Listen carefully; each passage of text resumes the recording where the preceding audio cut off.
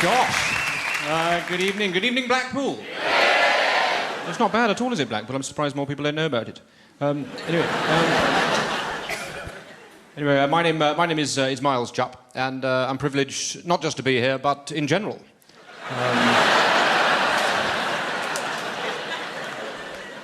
I really am very lucky indeed. No point pretending otherwise. It's good to be somewhere sophisticated, such as Blackpool. It is. I've had an extraordinary run of weird, nerve-wracking gigs recently. I did a gig in Glasgow for a bunch of offshore oil workers who were onshore for one day and were, in fact, expecting to see a stripper. That actually went quite well. Oh, thank heaven for these pre-Raphaelite curves.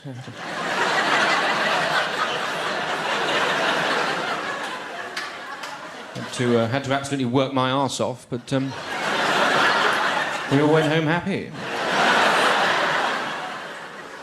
It's extraordinary. You do gig in extraordinary places. I did a gig at the beginning of this year in a little village on the south coast of England, a little village hall. A village hall is absolutely the worst place to even attempt this sort of entertainment. It's a little tiny stuck-up village. Everybody knows each other. But everything about this gig was weird. If I could describe the inhabitants of this village in one word, it would be wrong.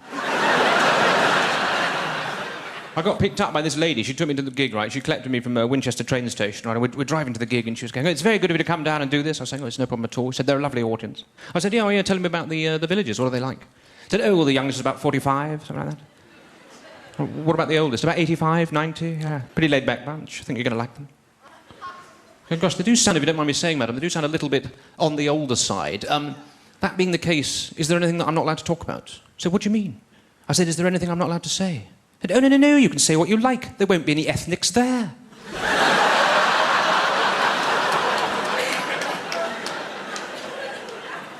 That is absolutely not what I meant by the question. Anyway, I did their racist gig, right? 2 weeks later, I received a handwritten letter of complaint from a member of the audience, a prominent member of the Women's Institute, she told me, claiming that she thought there was too much bad language in my performance. What sort of village is that, where the moral high ground is occupied by the racists who don't like swearing? It's just pedantic behaviour, isn't it? A member of the WI writing a letter like that. I mean, I thought calendar girls were shit. I didn't write a letter to anybody. Just blame myself for going.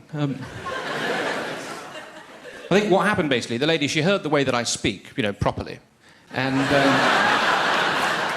no offence, obviously, Blackpool. Seriously, though, listen to yourselves.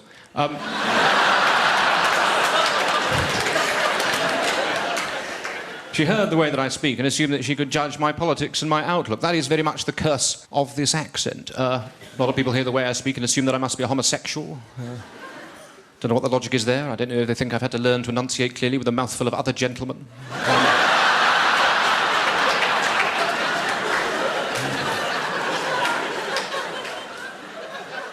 It's not the way I'd choose to speak. Obviously, nobody would choose to speak like this. I'd much rather have any sort of accent. I'd much rather have a Scottish accent and sound whimsical and tough, or an Irish accent and not have to write any material.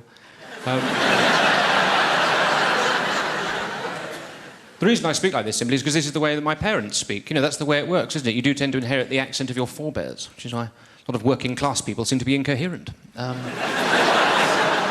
Because their parents were drunks.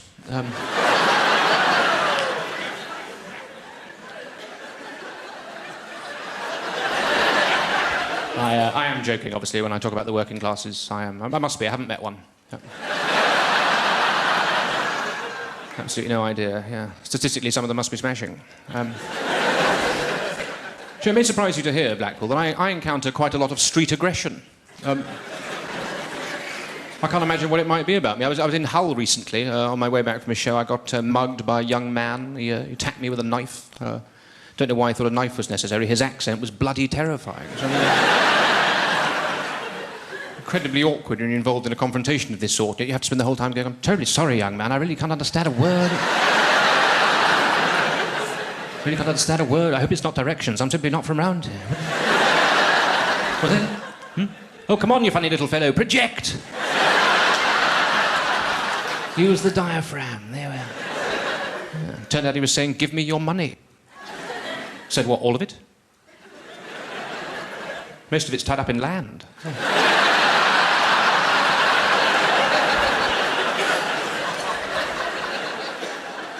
Paperwork's going to be an absolute nightmare.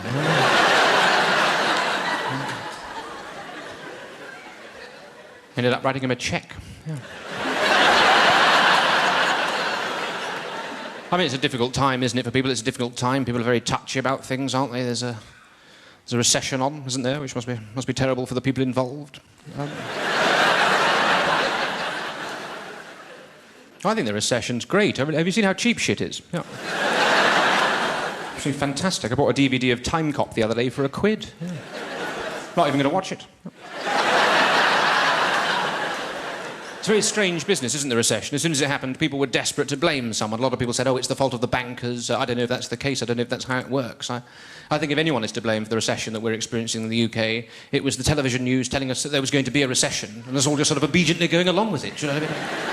Out of a desperate desire not to embarrass the BBC or something. I remember very clearly about 9 months ago, the newsreader at lunchtime suddenly going, everybody's panicking!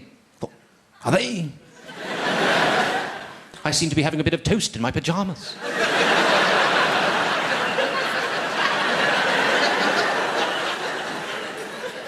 Gosh, how serious is this? Will I need slippers?